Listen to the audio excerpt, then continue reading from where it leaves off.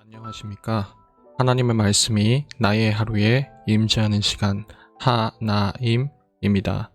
오늘 하루도 하나님의 말씀을 통해서 우리의 목마름을 채움받는 귀한 시간 되길 기대합니다. 네, 오늘은 사도행전 1장입니다. 우리 다 같이 성경을 펴서 천천히 함께 따라 읽도록 하겠습니다. 데오빌로여, 내가 먼저 쓴 글에는 무릇 예수께서 행하시며 가르치시기를 시작하심부터 그가 택하신 사도들에게 성령으로 명하시고 승천하신 날까지의 일을 기록하였노라. 그가 고난받으신 후에 또한 그들에게 확실한 많은 증거로 친히 살아계심을 나타내사 40일 동안 그들에게 보이시며 하나님 나라의 일을 말씀하시니라.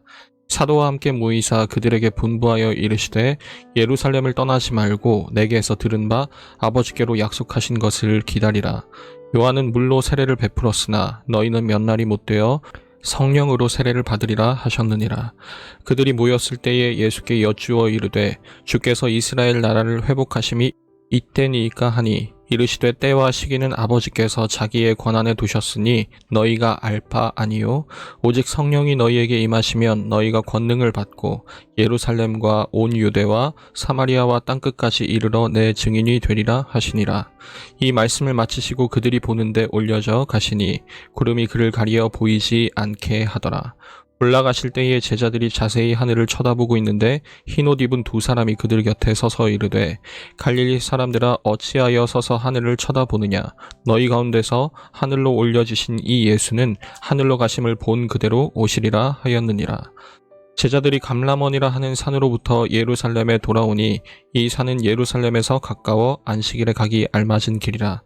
들어가 그들이 요하는 다락방으로 올라가니 베드로, 요한, 야고보, 안드레와 빌립, 도마와 바돌로메, 마테와 및 알페오의 아들 야고보, 셀로딘 시몬, 야고보의 아들 유다가 다 거기 있어 여자들과 예수의 어머니 마리아와 예수의 아우들과 더불어 마음을 같이하여 오로지 기도에 힘쓰더라. 모인 무리의 수가 약 120명이나 되더라. 그때에 베드로가 그 형제들 가운데 일어서서 이르되 형제들아, 성령이 다윗의 입을 통하여 예수 잡는 자들의 길잡이가 된 유다를 가리켜 미리 말씀하신 성경이 응하였으니 마땅하도다. 이 사람은 본래 우리 수 가운데 참여하여 이 직무의 한 부분을 맡았던 자라. 이 사람이 불의의 삭스로 밭을 사고 후에 몸이 곤두박질하여 배가 터져 창자가 다 흘러나온지라. 이 일이 예루살렘에 사는 모든 사람에게 알리어져 그들의 말로는 그 밭을 아겔다마라 하니 이는 피밭이라는 뜻이라. 시편에 기록하였으되 그의 거처를 황폐하게 하시며 거기 거하는 자가 없게 하소서 하였고 또 일렀으되 그의 직분을 타인이 취하게 하소서 하였도다. 이러함으로 요한의 세례로부터 우리 가운데서 올려져 가신 날까지 주 예수께서 우리 가운데 출입하실 때에 항상 우리와 함께 다니던 사람 중에 하나를 세워 우리와 더불어 예수께서 부활하심을 증언할 사람이 되게 하여야 하리라 하거늘. 그들이 두 사람을 내세우니 하나는 바사바라고도 하고 별명은 유스도라고 하는 요셉이요 하나는 마띠아라. 그들이 기도하여 이르되 뭇 사람의 마음을 아시는 주여, 이 두 사람 중에 누가 주님께 택하신 바 되어 봉사와 및 사도의 직무를 대신할 자인지를 보이시옵소서. 유다는 이 직무를 버리고 제 곳으로 갔나이다 하고 제비 뽑아 마띠아를 얻으니 그가 11사도의 수에 들어가니라. 여러분, 아마도 2000년에 이르는 교회 역사 가운데 가장 유행했던 표어와 슬로건을 하나 꼽으라면 여러분은 무엇을 꼽을 수 있겠습니까? 정확한 통계 결과는 없겠지만 저는 아마 거의 확신하건대 이 캐치프레이즈가 교회가 힘들 때마다 내걸었던 최고의 표어가 아닐까 생각합니다. 그것은 바로 초대교회로 돌아가자, 초대교회로 돌아가자라는 그 한 문장일 것입니다. 대체 초대교회는 무엇이 있었길래 그토록 많은 교회가 초대교회로 돌아가자라고 하나같이 그렇게 목소리를 높였을까요? 그때가 가장 태평성대했던 시절이었기 때문일까요? 아니면 가장 황금기를 구가했던 시절이었기 때문에 복음을 전하는 곳마다 부흥이 일어나고 또 기적이 일어났기 때문에 그 방법과 그 비법을 벤치마킹하기 위해서인 걸까요? 여러분이 조금만 관심을 가지고 살펴보시면 바로 알게 되겠지만 이 초대교회 시대는 오히려 오늘날보다 더 날이 선 미움과 핍박이 도사리고 있던 시기였습니다. 셀 수 없는 사람이 믿음을 지키다가 그 목숨을 잃었고 핍박을 당했던 그 시기입니다. 어찌 보면 예수님을 믿기에는 오늘이 더 좋은 환경과 여건이라고 말할 수 있을 것입니다. 그럼에도 불구하고 왜 역사 속에서 교회는 단 한 번도 예외 없이 이 초대교회를 꿈꾸고 그리는 걸까요? 바라기는 우리가 이 사도행전을 살피는 동안 우리 스스로가 만족할 만한 대답을 각자가 발견할 수 있었으면 좋겠습니다. 사실 이 사도행전은 여러분들이 이미 많이 들으셨다시피 누가복음과 한 세트를 이루고 있습니다. 누가복음이 예수님의 탄생부터 부활까지를 다룬 기록이라면 사도행전은 그 이후의 이야기가 될 것입니다. 물론 중간에 요한복음이 끼어들어 있어서 당장 우리가 살폈던 누가복음의 분위기와 내용이 그렇게 선명하게 떠오르지는 않겠지만 우리가 누가복음을 묵상해 오면서 그 내용들을 살폈던 그 내용들을 하나하나 답습해가며 사도행전을 함께 묵상하면 더욱 이 사도행전을 통해서 우리에게 하시고자 하는 그 메시지가 무엇인지 좀 더 분명하게 다가오지 않을까 그렇게 생각합니다. 오늘 1장에서는 이제 예수님과 제자들이 잠시 헤어지는 이별의 장면이 나옵니다. 부활하신 주님께서 40일 동안 제자들과 함께 시간을 보내시다가 이제 하늘로 올라가시게 되는 장면이죠. 여러분이 만약 주님과 보내는 이 마지막 시간에 갑자기 예수님께서 우리에게 마지막으로 질문 하나씩 해보라고 그렇게 하신다면 여러분은 어떤 질문을 주님께 하시겠습니까?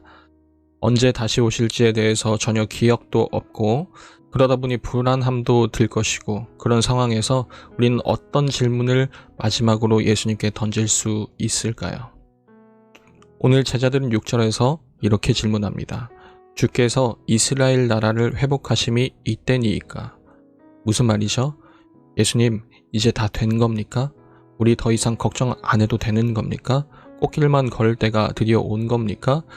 그리고 그 질문에 예수님은 7절에서 그런 관심이 지금 너희가 가질 관심이 아니라고 확실하게 말씀하시면서 그 유명한 사도행전 1장 8절을 제자들에게 말씀하시고 너희가 지금 쏟아야 될 관심은 이런 것이라고 대답하십니다.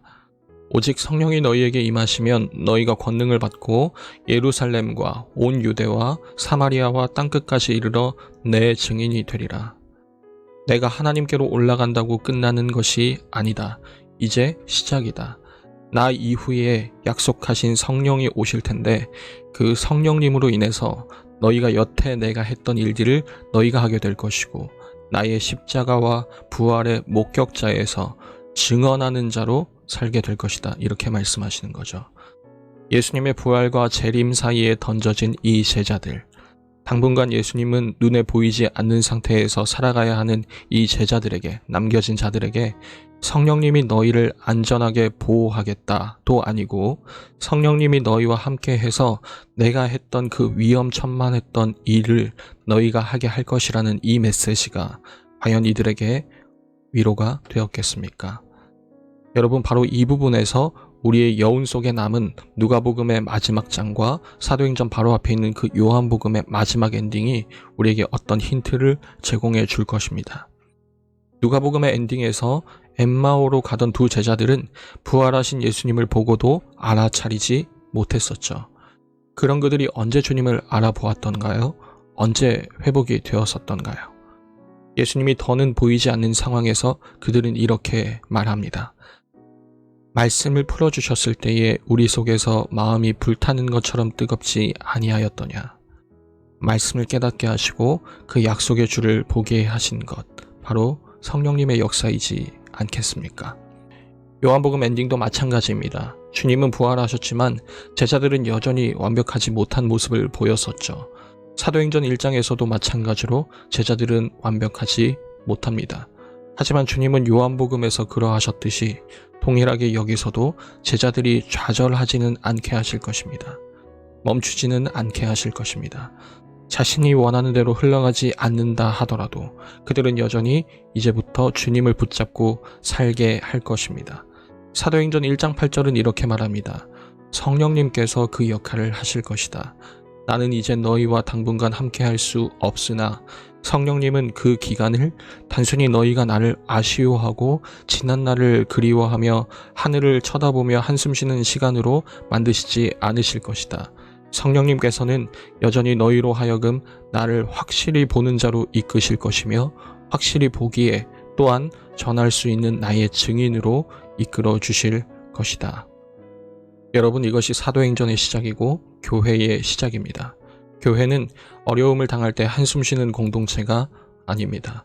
오히려 성령님이 계시기에 또 그 성령님께서 날마다 우리 속에 그 말씀을 펼쳐 보이시며 주님을 보여주시기에 그 보이는 주님을 증언하는 삶을 살 수밖에 없는 공동체, 그것이 교회입니다.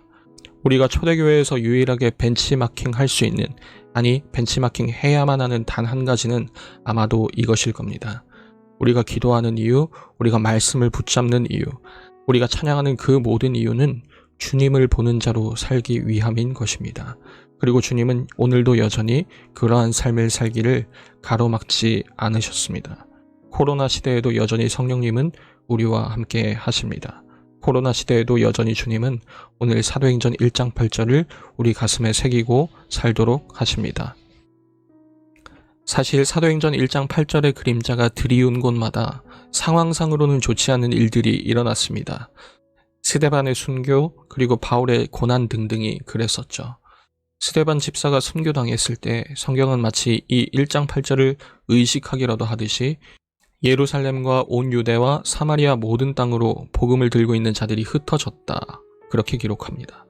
사도 바울도 20장에서 성령에 매여 가는 길이지만 거기에 숱한 결박과 환란이 분명 그를 기다림을 그 자신도 알고 있지만 그럼에도 사도 바울은 이렇게 고백하죠.